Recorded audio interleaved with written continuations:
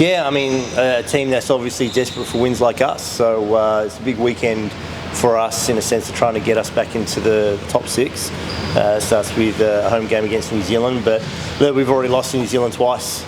So it's important that we make sure we continue with the form of things that we want to lock in on for us. But obviously try and not get a clean sweep rewarded for New Zealand by lack of discipline. So we'll be switched on, ready to go. Obviously the same game plan heading into this game as you did heading into the last, given how well you did in terms of scoring and offensively, but defensively you guys were obviously lacking. Yeah, each team proposes something a little bit different. Sydney zone probably has helped prepared us for New Zealand zone.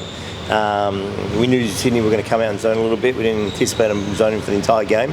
But on the flip side, that's what New Zealand has shown, that they will get out and mix up the defences a little bit. So it's helped us put a bit of priority on what our offence looks like against the zone coverage. But the reality is defensively still where it gets it done for us. We dropped it a little bit in Adelaide, especially in the first 3 quarters, trying to find the 5 out there that were going to get it done. Learning process. Are you happy with that's how you guys have been performing? Obviously, do you still see playoffs as to be able to get there, given the crew that you have and how you've been performing week in, week out? Yeah, we take care of this weekend, we're right there. So, this is a real indicator for us to, we hold our destiny in our hands at the moment. We get these 2 wins and we're 6. Consistency is still an issue in particular areas. We can have our offense rolling and then we struggle in our pick and roll coverage. We can have our defense absolutely on point and then we come down the other end and we struggle in shot selection. So we just got to get that balance of both ends of the floor all at the same time. What does preparation actually look like for this team, knowing that, I imagine they won't be training tomorrow, but how is training and preparation affected knowing what's happening outside? No different. We're here, it's business, and that's what's really important. Is our, especially since the fever break, our focus has been that when we're here, we need to train hard and we need to, get better, and outside noise and influence doesn't change. So, the media coverage of Tropical Cyclone Jasper is the same media coverage we're getting about, player awards and next stars. It's about keeping the mental focus here with what needs to get done to get this win against New Zealand. Yeah, it can be tough, right, for New Zealand. When you all did the trip to Christchurch and playing, that was a tough game, and for them right now, it's obviously a bit of uncertainty for them coming here and whether they play or not. And can that be an advantage for you guys, knowing that they're going to have a big travel schedule? Like they're here, they're playing, right? And I think there's been enough talk about travel schedules and everything else. And it was no different for us. We went to Christchurch and landed like 1, 2 in the morning.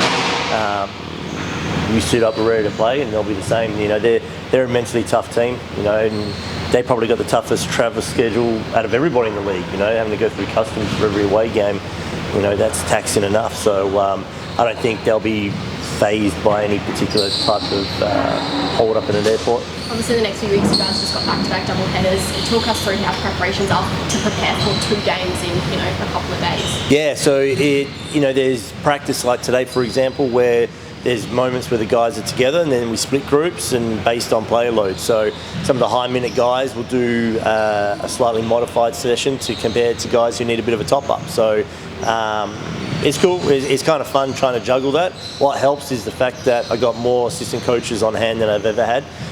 So when I've got 5 assistant coaches and we can split the group up into 3 or 4 different teams, doesn't leave me too stretched trying to manage everybody, knowing I can trust in Kerry, Gruggs, Kay, Will and Mitch to carry a lot of that workload.